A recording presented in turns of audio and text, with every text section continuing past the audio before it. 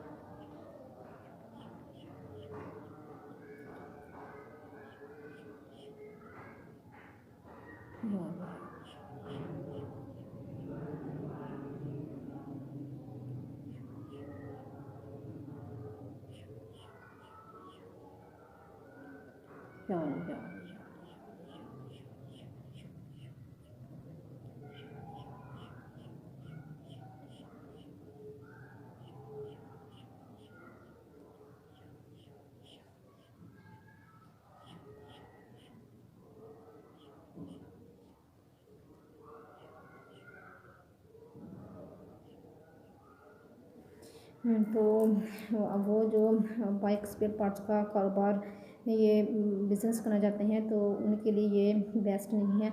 वो ये बिज़नेस ना करें तो ज़्यादा अच्छा है। अगर मेरी ये वीडियो आपको अच्छी लगे तो इसे ज़्यादा से ज़्यादा शेयर करें, लाइक करें और मेरे चैनल को भी सब्सक्राइब कर लें, साथ में बेल आइकॉन को भी प्रेस कर लें। मिलते हैं नेक्स्ट वीडियो में। आप अपना ख्याल रखिएगा और मुझे भी अपने दुआ में याद रखना। अल्लाह हाफिज़।